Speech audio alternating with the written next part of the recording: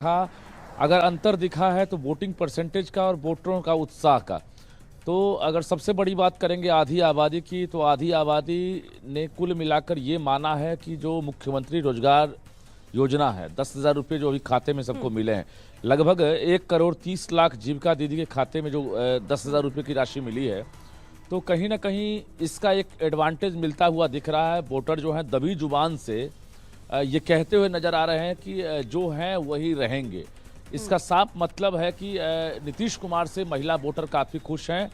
कई ऐसे विधानसभा में हम लगातार आज खासकर मधुबनी की बात करेंगे, हम खजौली पहुंचे, बेनीपट्टी पहुंचे, मधुबनी शहर में पहुंचे, तो तमाम जगहों पर शहरी वोटर या ग्रामीण वोटर उनमें। और रजनीश, क्या आपको महिलाओं के अलावा कोई ऐसे बड़े फैक्टर बूथ जमीन पर दिखाई दिए जिसको समझ सकते हैं आप, जिसको जानकर कि हाँ इस बार उनके बेस पर कोई भी जो चुनाव जीत रहा है वो जीतेगा?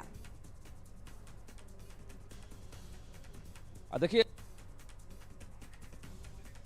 चलिए रजनीश के पास हम वापस लौटेंगे और इसे अच्छे तरीके से समझने की कोशिश भी करेंगे, क्योंकि ग्राउंड जीरो पर मौजूद थे तो बढ़िया से भाप पा रहे होंगे। हमारे साथ आरजेडी के प्रवक्ता दिनेश पाल जी लगातार बने हुए हैं। दिनेश पाल जी, इससे पहले भी हमारे सहयोगी संतोष ने आपसे आंकड़े पूछे थे, नंबर्स पूछा था कि क्या लगता है इस बार कितने नंबर्स आप लोग एक्सपेक्ट कर रहे हैं। तो अगर मैं आपसे पूछूं तो क्या अब फीडबैक समझ में आ पा रहा है कि क्या एग्जैक्ट नंबर हो सकता है महागठबंधन का? 2 तिहाई बहुमत के साथ हम लोग सरकार बनाएंगे 18 तारीख को।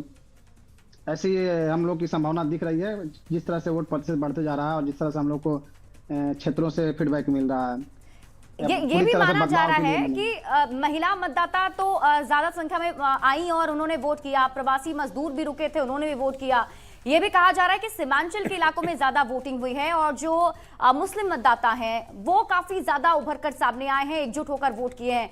इसको आप किस तरीके से देख रहे हैं? बिल्कुल बिल्कुल।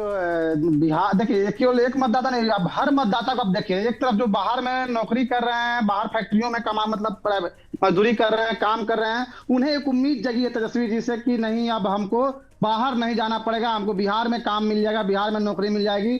दूसरी तरफ जो कंपटीशन की तैयारी कर रहे हैं युवा, जो बार बार नीतीश कुमार जी की पुलिस ने उन्हें लाठियों से पीटा है पटना के सड़कों पे, उन लोगों को लग रहा है कि नहीं हमें अब वो सरकार बदल के नौकरी लेना होगा, केवल पढ़ने लिखने से नौकरी नहीं बदलेगी मिलेगी, बस सिर्फ पुलिस की लाठियां मिलेगी। तो वो एक जोश दिखा है। और जो माताएं बहने हैं गाँव की, उन्हें लगा कि नहीं 14 जनवरी को 30,000 रुपये हमारे खाता में आने वाले हैं, 500 का रसोई सिलेंडर मिलने वाला रसोई के लिए। उसके बाद जो उनके आपसे वापस कमेंट लूंगी थोड़ी देर में।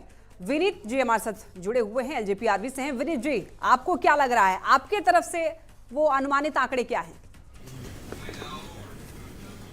तो आप सभी को नमस्कार। और मुझे लगता है कि जो ये दूसरा फेज का चुनाव संपन्न हुआ है, उसके बाद से हम और कॉन्फिडेंस में आ गए हैं कि जो हमने रेंज निर्धारित किया है अपने लिए 140 से 160 का, वो आंकड़ा हम बड़ी आसानी से पार कर रहे हैं।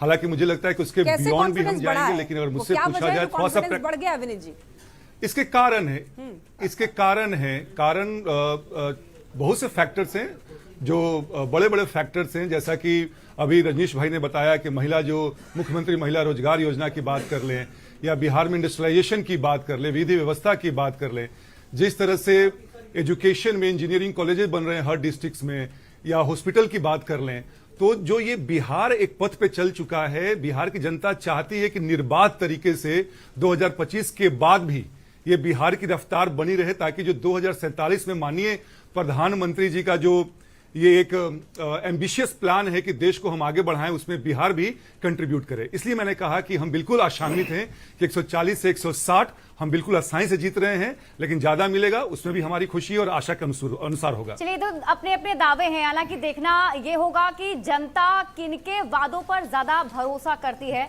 कुछ देर के बाद हम एग्जिट पोल के आंकड़े ही बताएंगे और उसमें भी एक संभावित आंकड़ा तो जरूर मिलेगा कि किसकी बहार बिहार में इस बार दिख रही है। कमलेश वर्मा जी हमारे साथ जुड़े हुए हैं।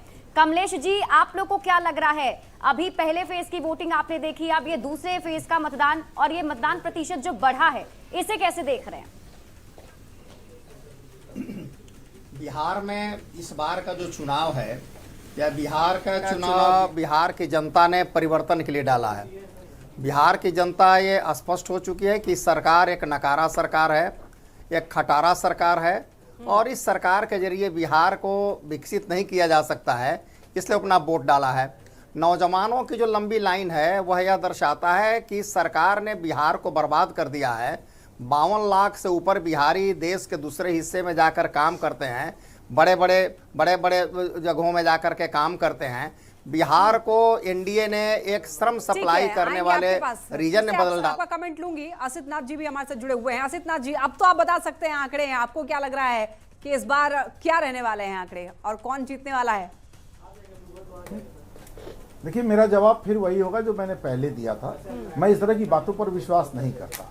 जनता ने अपना मत दे दिया, जनता ने अपना निर्णय दे दिया और हमें काउंटिंग तक का इंतजार करना चाहिए। हम असली मुद्दों पर चुनाव लड़े, हम जनता के बीच सच्चे मुद्दे लेकर गए, सच्ची बातें लेकर गए। उनका जितना आशीर्वाद हमें मिला होगा वो काउंटिंग में पता चल जाएगा। आप 2020 के चुनाव के बाद जो आप लोगों ने इस तरह की चर्चा की थी, मुझे खूब याद है, तो अपने आर्काइव में निकाल के देखिएगा। कुछ पार्टियों के प्रवक्ता ने 190 सीट मिलने का दावा किया था कि हम तो 170 से 190 सीट हमें।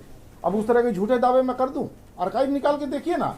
राजनीतिक दलों के प्रवक्ता, जिनमें मैं भी शामिल हो गया हूं, राजनीतिक दलों के प्रवक्ता कितनी ढिठाई से झूठे दावे करते हैं। इसके लिए ज्यादा काम नहीं करना है, बस 2020 का आर्काइव निकाल